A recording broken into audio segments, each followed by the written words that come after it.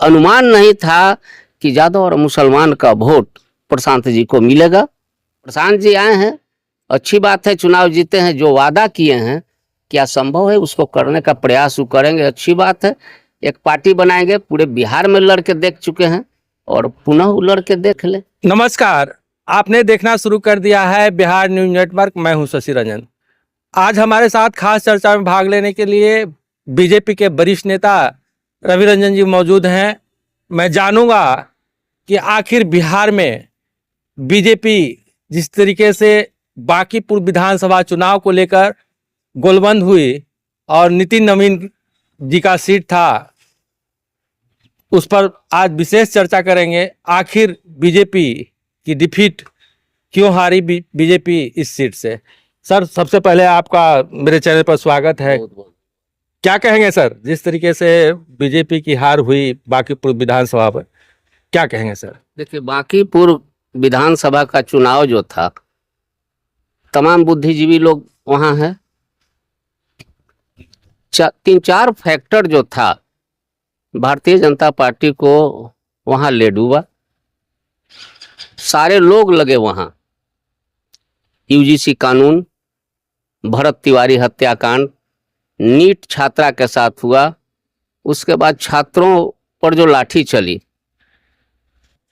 चूंकि मैं बहुत पहले से देख रहा हूं, चाहे वो 77 का मूवमेंट हो, युवा जब खिलाफ होते हैं तो निश्चित रूप से बदलाव होता है और सारे लोग वहां तकलीफ में थे।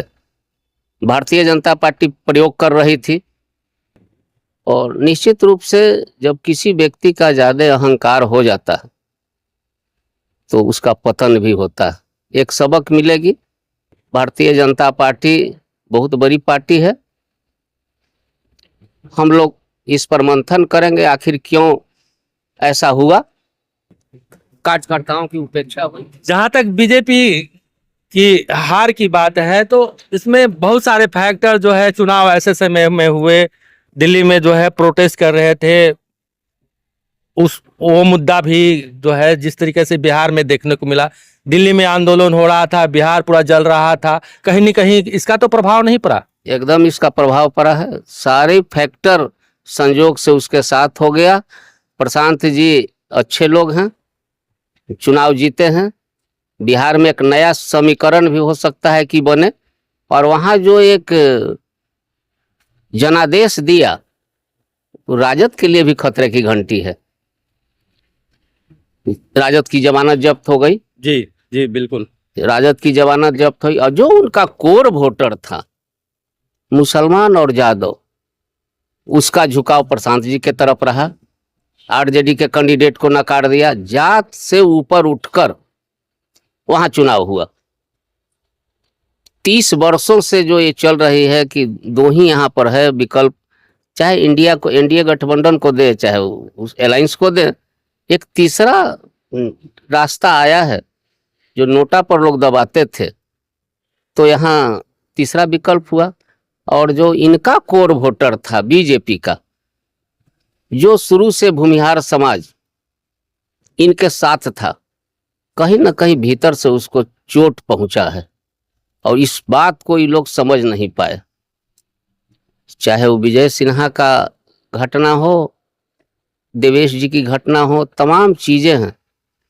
पार्टी निर्णय करती है तो ये लोग, तो हम लोग वफादार पार्टी के जैसे पार्टी है। कहीं ना कहीं बीजेपी पूरी कॉन्फिडेंस में हो आकर के चुनाव तो नहीं हारी। नहीं, कॉन्फिडेंस तो था इन लोगों के पास कि इनका विकल्प क्या है, सवर्ण समाज के पास विकल्प क्या है, ये जाएंगे कहाँ। कई बार ऐसी बात हुई है तो ये लोग बोलते थे कि जाएगा कहाँ लोग। यूजीसी के मुद्दे को लेकर कहीं न कहीं स्वर्ण समाज जो है खिलाफ थी, और कहीं ना कहीं इसका भी तो क्या प्रभाव पड़ा है क्या? नहीं, यूजीसी का बहुत बड़ा मुद्दा हुआ। यूजीसी का मुद्दा तो हम कह रहे हैं कि यूजीसी का मुद्दा जो था हुआ भी नहीं, पास भी नहीं हुआ। ये लोग बोल के सारा डिस्टर्ब किए। और इसमें वैसे लोगों का हाथ है जो दूसरे पार्टी से आए हैं। भारतीय जनता पार्टी की विचारधारा उनके में नहीं है। अगर जितने नेता आज शामिल हुए हैं सब लोग से अगर कह दिया जाए कि भाजपा का एक मंत्र बोले जी, नमस्ते सदा बत्सले मातृभूमि, किसी को नहीं याद होगा। संघ के लोग भी वहां विरोध किए, चूंकि आखिर कब तक ढोएंगे, बर्दाश्त की एक सीमा होती है, कब तक लाचारी, कब तक। क्या बीजेपी में कोई और अच्छा कैंडिडेट नहीं था जो नीरज सिन्हा को जो है खड़ा किया गया? ये तो एक मुद्दा यह भी जो जैसे है लोग कहते वो तो हैं ऊपर और का सुनने को भी आता है। ऊपर का नेतृत्व का ही बात हाँ। है, जो लोग निर्णय करते हैं, नीचे के कार्यकर्ता उसको चाहे जो थोप दें। सबसे बड़ी तो पहली कहीं ना कहीं भूल हुई है बीजेपी से, शीर्ष नेतृत्व से। क्या शीर्ष नेतृत्व से भूल हुई कि जब टिकट दे दिया गया और उसको हटाया गया तो तकलीफ तो उसको होगा। जनता में कहीं ना कहीं उसको लेकर भी मैसेज गया है। दूसरे कैंडिडेट भी और थे, बड़े बड़े कैंडिडेट थे, यहाँ पर अच्छे कैंडिडेट थे। यानी कहीं ना कहीं बीजेपी अंदर से भी तो कहीं नाराजगी कार्यकर्ताओं में थी। क्या हाँ, नाराजगी तो है ही था कि बिना पूछे हुए एक समय था, ये लोग ऊपर से थोपने का प्रयास करते थे। जब मंडल अध्यक्ष का चुनाव होता था तो चुनाव होता था, जिला अध्यक्ष का चुनाव होता था। अब ये लोग कांग्रेस की नीति पर चलने लगे, ऊपर से थोप देते हैं कि अमुक व्यक्ति मंडल अध्यक्ष होगा, अमुक व्यक्ति जिला अध्यक्ष होगा। तो कहीं नहीं कोर जो कहीं ना कहीं जनता उसको नकार रही है और इन चीजों को ये समझ नहीं पा रहे हैं ये लोग। इस पर इनको मंथन करना पड़ेगा, न तो आने वाला कल भाजपा के लिए अच्छा नहीं रहेगा। यानी कि जो है बीजेपी कार्यकर्ताओं के बल पर जिस तरीके से आगे बढ़ी है और उन्हीं कार्यकर्ताओं का कहीं ना कहीं जो है अपमान हो, चाहे उनका अनदेखी करना हुआ, यही कारण सबसे बड़ी बात है। कागज पर ही लोग सब लोग बना लिया, पन्ना प्रमुख तक बना लिया, और जितने लोग वहां गए उसका भी रिएक्शन था कि एक छोटी सी जगह पर 40-50 आदमी घर घर सब लोगों को, आज तक जो कोई नहीं गया था किसी गली में, और वहां घूम रहे थे। आप संघ से भी जुड़े हुए हैं, भाजपा में काफी दिनों से आप जो है एक जमीनी स्तर से जो है कार्य किया है, इन चीजों को आप अच्छी तरीके से समझते हैं। आने वाले समय में बीजेपी किस तरीके से निर्णय लेगी? बीजेपी को इस पर मंथन करना चाहिए, और नुकसान तो नहीं तो होगा ही। और जमीनी स्तर के कार्यकर्ताओं के साथ जो चीज आप एक दुकान में बैठ के सर्वे कर सकते हैं, जनता के बीच जाकर सर्वे कर सकते हैं, एसी रूम में बैठ के सर्वे नहीं कर सकते हैं कि कहाँ कार्यकर्ता नाखुश है, किसी को पता नहीं। ऊपर से ऊपर ही सारा लोग पन्ना प्रमुख से लेकर सब चीज बना दिए, लेकिन कहीं दिखा नहीं, कागज पर सिर्फ रह गया। यहाँ तक कि रामकृपाल जी अपनी बूथ नहीं बचा पाए, रविशंकर प्रसाद जी के बूथ पर हार गए। कहाँ गया पन्ना प्रमुख? नितिन नवीन जी के क्षेत्र पर गया। और सम्राट जी से नाखुश था लोग, सम्राट जी के नेतृत्व से नाखुश था, चूंकि नहीं चाह रहा था बीजेपी सम्राट जी को।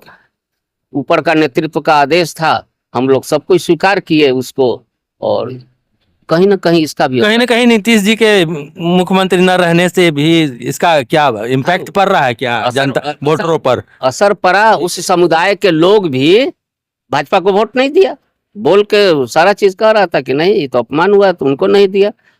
और छोटू सिंह को जो वहां से निकाला गया, तो कहीं ना कहीं सारा फैक्टर एक साथ जुट गया, तो ये हो गया। अनुमान नहीं था कि यादव और मुसलमान का वोट प्रशांत जी को मिलेगा। आरजेडी के लिए भी बहुत बड़ी जो है एक क्षति है, क्या कहेंगे? आरजेडी के लिए सबसे बड़ी क्षति है कि इसका जो कोर वोटर है वो छिटक रहा है, लेकिन वो लोग एक्सेप्ट करने को तैयार नहीं है। और हम लोग तो जनादेश का सम्मान करते हैं, जब हारते हैं तो कभी ईवीएम पर ठिकरा नहीं फोड़ते हैं। हम लोग तुरंत कहे कि प्रशांत जी को बधाई हो, ईवीएम का कभी नहीं। अगर बीजेपी जीत जाती तो तुरंत कहते ही लोग कि ईवीएम में बदली हुआ है। हम लोग तो कभी इस बात को नहीं कहते हैं, कहीं भी चुनाव हारे। अरे हम लोग तो 2 सीट से इस शिखर पर पहुंचे हैं, ठोकर बहुत खाया है। अभी काफी समय है अगला चुनाव आने में, और क्या रणनीति हो सकती है पार्टी की जिससे जनाधार जो है मजबूत हो, और खास करके जनसुराज का पहला सीट जो है उनके खाते में गया है और प्रशांत किशोर हैं अब चुने गए हैं, और अब मुद्दे तो काफी उठाएंगे ही, और क्या कहेंगे? देखिए, मुद्दा प्रशांत जी उठाएंगे। इससे पहले आप देख लीजिए, जब बिहार पीपुल्स पार्टी की चलती हुई आनंद मोहन जी 1 सीट जीते, लवली आनंद, पूरा विपक्ष हम लोग साथ थे, और रघुवंश बाबू के खिलाफ चुनाव था, लवली आनंद जीती। इनको बुझाया कि पूरा बिहार मेरे पीछे, एक पार्टी बना दिए बिहार पीपुल्स पार्टी। क्या हर्ष हुआ उसका। ये पप्पू यादव जी पार्टी बनाए, रामविलास जी के बेटा पार्टी बनाए, तमाम लोग पार्टी, प्रशांत जी आए हैं, अच्छी बात है, चुनाव जीते हैं, जो वादा किए हैं क्या संभव है उसको करने का प्रयास वो करेंगे, अच्छी बात है। एक पार्टी बनाएंगे, पूरे बिहार में लड़के देख चुके हैं और पुनः वो लड़के देख ले। उपचुनाव अलग बात होती है, चलिए सेंटीमेंट था उसका, उनको फायदा मिला। भारतीय जनता पार्टी बैठेगी, इस पर मंथन करेगी, शीर्ष नेतृत्व मंथन करेगा और निश्चित रूप से हम लोग रास्ता निकाल लेंगे। जो रूठे हुए हैं उनको मनाने का प्रयास किया जाएगा। चलिए रवि रंजन जी, आपसे बात करने के लिए बहुत बहुत बधाई, खास करके बिहार न्यूज़ से, और जिस तरीके से आपने अपने अनुभव को साझा किया, बहुत बहुत बधाई। तो अब जैसा कि आपने रवि रंजन जी बता रहे थे कि बांकीपुर विधानसभा चुनाव को लेकर जिस तरीके से बीजेपी अपने अंदर और चाहे जेडीयू के साथ तालमेल की जो है जहाँ तक बात की जा रही है, बहुत सारे मुद्दे थे दिल्ली के जंतर मंतर पर जिस तरीके से कांग्रेस पार्टी के द्वारा जो है आंदोलन किया गया, बिहार भी जल रहा था।